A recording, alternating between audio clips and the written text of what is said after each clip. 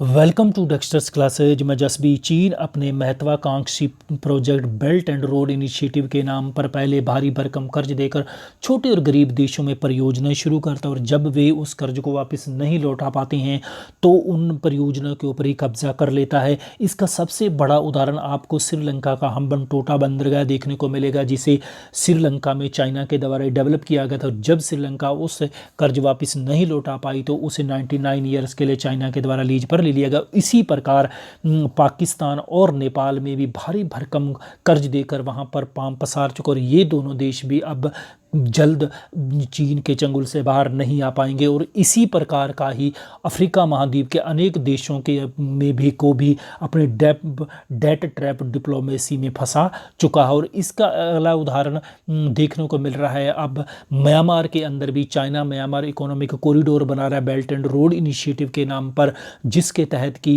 इसे भी अब इस प्रकार डेट ट्रैप में फंसाया सके, क्योंकि बार बार चाइना के द्वारा म्यांमार को एक चीन का बैक डोर कहा जाता है, यानी कि एक बहुत ही स्ट्रेटजिक दृष्टि से म्यांमार भी चाइना के लिए वो इम्पोर्टेंट है ताकि भारत के ऊपर एक कूटनीतिक बढ़त बनाई जा सके। जैसा कि यहाँ पर आप देख पा रहे होंगे कि इसी जो ये प्रोजेक्ट है BRI के तहत, इससे म्यांमार पीछे हट चुका है कि Myanmar push back against China funded economic corridor inspired by debt trap in south Asian states.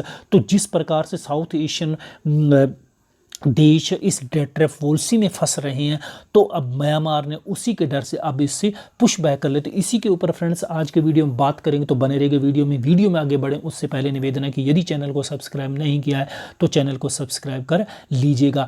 अब यहाँ पर थोड़ी सी हम पीछे हिस्ट्री में जाते हैं। देखिए, पहली बात हम यहाँ पर बात करेंगे कि जो BRI है वर्ष 2013 से इसने बड़े जोर शोर से राष्ट्रपति जी जिनपिंग के द्वारा शुरू किया गया था। इसके ऊपर भारत पर भी लगातार दबाव बनाया गया कि आप भी इसमें शामिल हो जाए, क्योंकि ये एक बहुत ही बड़ा और उपयोगी ये BRI प्रोजेक्ट है। लेकिन इसके तहत अब आप यहाँ पर क्योंकि चाइना पाकिस्तान आर्थिक कॉरिडोर जिसको CPEC बोलते हैं ये भी बनाया गया, जो कि पश्चिम प्रांत है श्रीलंका का चाइना का सिंजियांग प्रांत, वहाँ से अरब सागर में कराची के बंदरगाह यानी ग्वादर बंदरगाह से जोड़ता है। यहाँ पर आप देख पा रहे हो कि यानी कि जो फारक की खाड़ी से पश्चिम एशिया से जितना भी व्यापार करता है वो इधर से हिंद महासागर से न जाना पड़े, यहाँ से वो आएगा। यहाँ पर आप कराची में ग्वादर बंदरगाह से यहाँ से होता हुआ ये यहाँ पर चाइना से सीधा काशगर से आपके सिंजियांग प्रांत होता हुआ निकल जाएगा। तो ये 2500 किलोमीटर का एक महत्वाकांक्षी प्रोजेक्ट है, जिसका एक भारी भरकम कर्ज देकर चाइना के द्वारा डेवलप किया जा रहा है। इसी प्रकार हम यहाँ पर बात करेंगे नेपाल की है। यदि हम बात करें तो नेपाल में भी इसी प्रकार का एक प्रोजेक्ट गलियारा बना रहा है। यहाँ पर आप देख पा रहे होंगे कि ये भी जो है नेपाल चाइना इकोनॉमिक कॉरिडोर जिसको CNEC बोल सकते हैं हम, तो ये भी एक नेपाल को तिब्बत से जोड़ता है ताकि सीधा नेपाल से होते हुए भारत के मैदानी इलाकों तक अपनी उपस्थिति को दर्ज कर सके। तो ये भी एक तरह का, ताकि ये जो परियोजना है इसका मतलब उसका ये है कि ताकि न केवल एशिया महाद्वीप के अंदर अपना आर्थिक डोमिनेट डेवलप किया जा सके बल्कि उप महाद्वीप के अंदर अपना प्रभाव स्थापित किया। तो यहाँ पर आप देख पा रहे होंगे कि ये आता है कि लहासा से रोड लिंक से जोड़ते हुए ये सीधे यहाँ पर आता है रंसुआ घाटी तक, यानी कि काठमांडू तक आता है और काठमांडू से सीधा ये कनेक्ट करना चाहता है भारत के यानी कि बॉर्डर तक ये अपने आप को जोड़ना चाहता है ताकि भारत के ऊपर स्ट्रेटजिक बढ़ा सके। अब यहाँ पर हम बात कर लेते हैं म्यांमार की बात करें। देखिए, म्यांमार चाइना इकोनॉमिक कॉरिडोर है जिसको अपने बोल सकते हैं CMEC बोल सकते हैं। तो इसके तहत पहले तो एक स्पेशल इकोनॉमिक को जोन बनाया जाएगा और इसके तहत क्या होगा, क्यों कप्यू जो बंदरगाह है उसको एक डीप सी पोर्ट के रूप में डेवलप किया जाएगा और फिर उसके तहत फिर क्या करेगा कि चाइना के द्वारा मांडले से रोड कनेक्टिविटी बढ़ाएगा और फिर यानी कि और ये जो चाइना का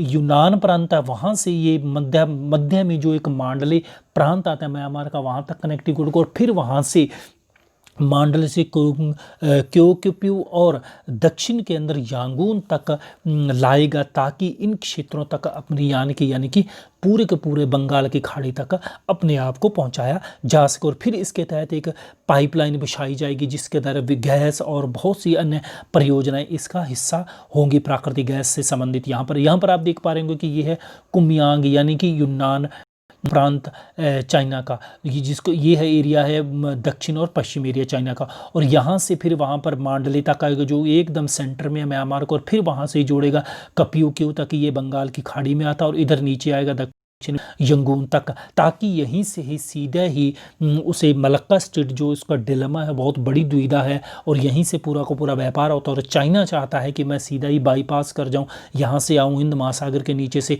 हम्बन टोटा तो उसने ले लिया श्रीलंका को, तो वहाँ से होता हुआ ये सीधा बंगाल की खाड़ी को क्रॉस करते म्यांमार आएगा, और म्यांमार से रेल के माध्यम से ये सीधा चाइना में चला जाएगा। तो ये इसका एक महत्वाकांक्षी प्रोजेक्ट है। और इसके साथ यहाँ पर माइलस्टोन की हम बात करें, में हाइडल बांध भी बना रहा है, और विभिन्न प्रकार की तांबे की परियोजनाएं भी यहाँ शुरू कर रहा है। और यहाँ पर बीआरई की यदि हम बात करें तो ये इसका रोड प्रोजेक्ट है। यहाँ पर आप नीचे एक माप की जो ऊपर है जो हरी एक तो लाल पट्टी है, ये भी इसका है रोड, और यहाँ से मैरीटाइम रूट है, नीचे जो हरी पट्टी देख पा रहे होंगे ये पूरी के पूरी हिंद महासागर से अपने आप को पूर्वी चीन तक जोड़ने के लिए एक क्या है, ये इसका मैरीटाइम रूट है। तो इन्हीं को वन बेल्ट एंड वो रोड इनिशिएटिव कहते हैं। यहाँ पर आप देख पा रहे होंगे कि ये जो मिडिल ईस्ट से अपना जितना भी व्यापार होगा वो यहाँ पर जाएगा, मलक्का स्ट्रेट से होता हुआ ये हिंद महासागर दक्षिण चीन सागर से होता पूर्वी चीन सागर तक, या फिर अपने पूर्वी तट पर पहुँचेगा। तो ये एक बहुत बड़ी इसके लिए एक चैलेंज है इस क्षेत्र में, क्योंकि यहाँ पर डोमिनेट है अमेरिका का डोमिनेट है, यहाँ पर श्रीलंका के साथ भारत के द्वारा स्ट्रेटजी बढ़ाई जा रही है, और भारत का भी यहाँ पर एक बहुत बड़ा डोमिनेंट है हिंद महासागर के अंदर। तो इस वजह से चाइना को है कि कल को यदि किसी प्रकार की दोनों के बीच में मिलिट्री टेंशन बढ़ती है तो भारत कभी भी यहाँ पर चाइना की गर्दन मरोड़ सकता है, इसीलिए बाईपास करना चाहता है। अब यदि हम थोड़ा सा हिस्ट्री में जाएं कि चीन और म्यांमार के बीच में संबंधों की बात करें, देखिए यहाँ पर रोहिंग्या समस्या के लेकर भी जब पश्चिमी देश म्यांमार के खिलाफ हो गए थे तब चीन के द्वारा साथ दिया गया, तो न केवल साथ दिया था बल्कि बांग्लादेश के साथ जब इसके संबंध बिगड़े तो तब इनके बीच में एक मीडिएटर की भूमिका भी निभाई गई थी। और इसी प्रकार फिर इन इतने सालों में काफ़ी ज़्यादा मजबूत भी हुए हैं। लेकिन अब यहाँ पर हम बात करेंगे यदि इस प्रकार के इस रोड प्रोजेक्ट से बाहर निकलता है, ये CMEC से बाहर निकलता है म्यांमार, तो भारत के लिए एक बहुत बड़ी राहत की सांस होगी। क्योंकि यदि CMEC बन जाता है तो चीन की बंगाल की खाड़ी तक पहुंच होगी, जो भारत के लिए सुरक्षा की दृष्टि से बहुत ही चिंता का विषय। और इसके साथ साथ एक चीज़ और ध्यान देने की बात है कि फिर यहाँ पर जो भारत की जो नौसेना उपस्थिति है उसको भी थ्रेट मिलेगी कि चाइना यहाँ पर कभी भी अपनी नौसेना की उपस्थिति भी बढ़ा सकता है। और इसके साथ साथ हिंद महासागर की तो प्रतिस्पर्धा और ज़्यादा बढ़ जाएगी, जो कि आने वाले समय में एक अलग ही नए टेंशन को नए स्तर पर ले जाएगी। तो ये था फ्रेंड्स हमारा आज का वीडियो। उम्मीद है वीडियो पसंद है तो लाइक कीजिएगा, शेयर कीजिएगा, और चैनल सब्सक्राइब नहीं किया तो चैनल को सब्सक्राइब कर लीजिए। मिलते हैं इसी प्रकार का और वीडियो के साथ। वीडियो सुनने के लिए बहुत बहुत धन्यवाद।